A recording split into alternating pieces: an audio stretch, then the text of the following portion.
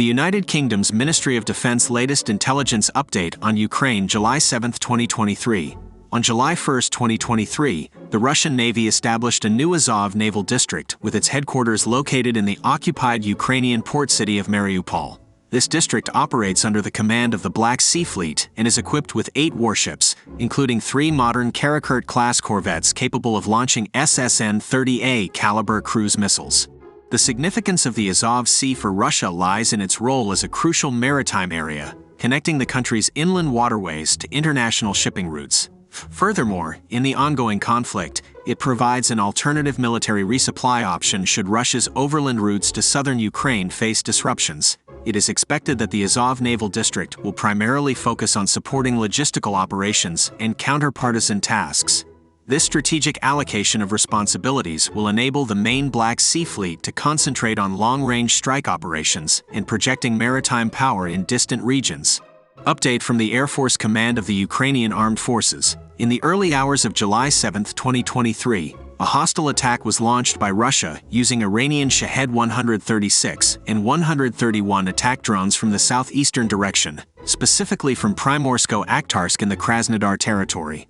A total of 18 launches of Shahed drones were detected during the incident. Swift action was taken by the southern and eastern region's anti-aircraft defense systems to counter the threat.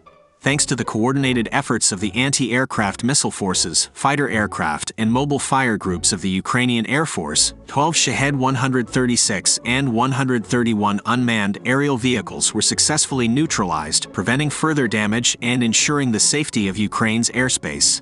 Assessment of the Russian offensive campaign by the Institute for the Study of War.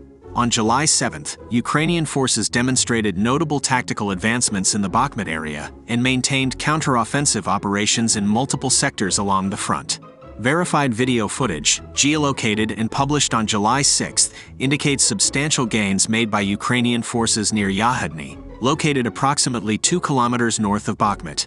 According to reports from the Ukrainian General Staff, offensive operations were carried out by Ukrainian forces both north and south of Bakhmut. Ukrainian Ground Forces Commander Colonel General Alexander Syrskyi confirmed that Ukrainian forces successfully regained control over previously lost positions in the Bakhmut area, without providing specific details. Additionally, Ukrainian General Staff spokesperson Andriy Kovalev reported partial success near Klishchivka, approximately 7 kilometers southwest of Bakhmut. The Ukrainian General Staff further informed that offensive operations were ongoing in the western part of Zaporizhia Oblast, as well as along the administrative border between Zaporizhia and Donetsk Oblasts. Meanwhile, the Russian Ministry of Defense and other Russian sources alleged that Ukrainian forces launched offensive operations in the Kreminna direction, along the Kharkiv-Luhansk Oblast border. The situation on the ground remains fluid, and further developments are expected as both Ukrainian and Russian forces continue their military operations in the region.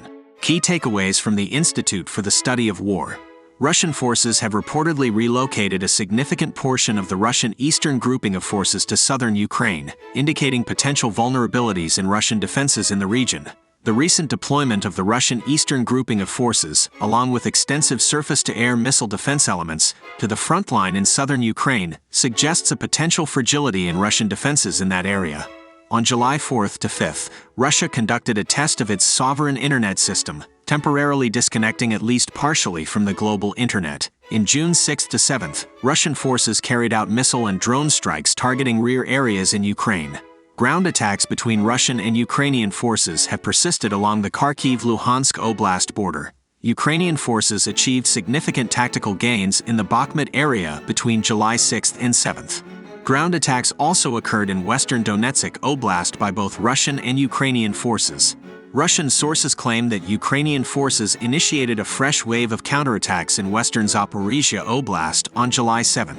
The occupation of the Zaporizhia nuclear power plant by Russian forces continues to impede access for international monitors. The Russian Ministry of Defense reportedly drafted a law aimed at expanding the list of gross disciplinary offenses within the Russian armed forces. Russian authorities persist in portraying themselves as responsible caretakers of Ukrainian children, aiming to discredit Ukraine while forcibly deporting Ukrainian children to Russia.